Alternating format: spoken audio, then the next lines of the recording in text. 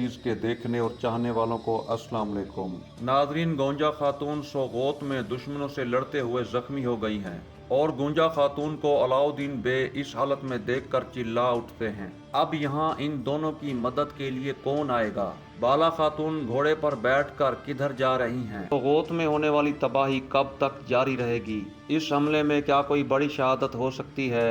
क्या गौंजा खातून का अलाउद्दीन बे के करीब जाना महज एक चाल है? क्या इन दोनों की कहानी यूं ही नामुकम्मल रह जाएगी?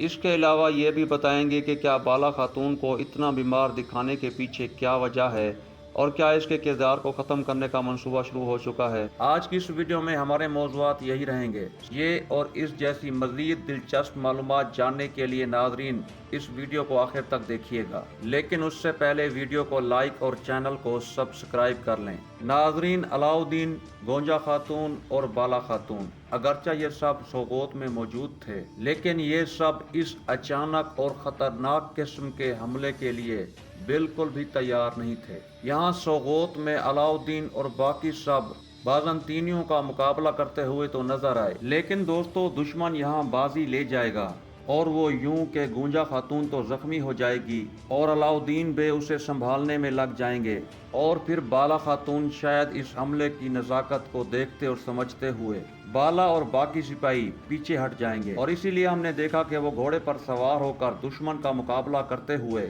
वहां से रवाना हो रही होती हैं। नाजरीन, हमारे ख्याल के मुताबिक अगली एपिसोड में सोगोत हो सकता है कि दुश्मन के कब्जे में चला जाए। वैसिलियुस और उस्ताद गीरा अपने पहले मंसूबों में तो काफी हद तक शायद नाकाम रहे, लेकिन इस दफा उन्हें मुकम्मल तौर पर कामयाबी हासिल होते हुए दिखाई जाएगी। और अगर आपको याद हो तो उस्ताद गीरा ने जब सोगोत पर हमला करने की मंसूबाबंदी कर रहे थे तो उसने वैसिलियुस से कहा था कि हम सब जमीनें वापस लेंगे, एनागोल, मरमराजिक, कोहनू हिसार और बाकी कले भी, और इसमें उसने कहा था कि सबसे पहली बारी है सोगोत की। हमारे ख्याल में तो ऐसा ही सिनेरियो बन रहा है कि सोगोत शायद अगली आने वाली एपिसोड में कुछ ही अरसे के लिए लेकिन दुश्मन के कब्जे में चला जाएगा। बहरहाल हमने ये कहा था कि अलाउद्दीन और गौंजा खातून, इन दोनों में से कोई एक भी अगर जख्मी हो जाए तो इन दोनों के दरमियान मोहब्बत आश्कार हो जाएगी।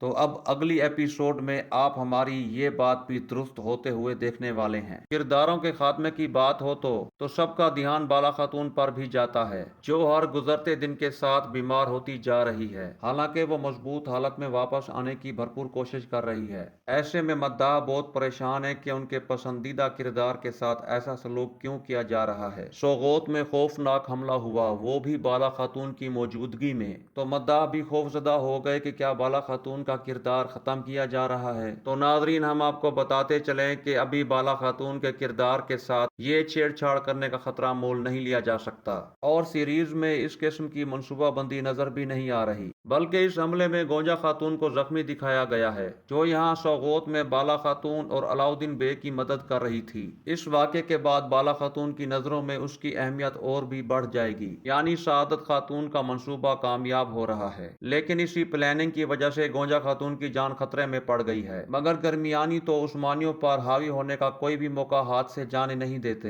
हालांकि सआदत खातून अपनी बेटी के जरिए धोखा देने की कोशिश कर रही है, लेकिन मद्दाह अभी भी इस उलझन में है कि इन दोनों की लव स्टोरी का अंजाम क्या होगा, जबकि उरहान बे के हवाले से तो सब वाज़ेह है, मगर अलाउद्दीन और गौंजा खातून की ये लव स्टोरी सबको कंफ्यूज किए हुए है। इस पर हम अपनी अगली वीडियो में तफसील से बात करेंगे। उस्मान बे मंगोलों से कैसे निपटेंगे और क्या इस बेवकूफ कमांडर का पहले ही झटके में सर उतार देंगे, इस बारे में भी हम अपनी अगली वीडियो में तफसील से बात करेंगे।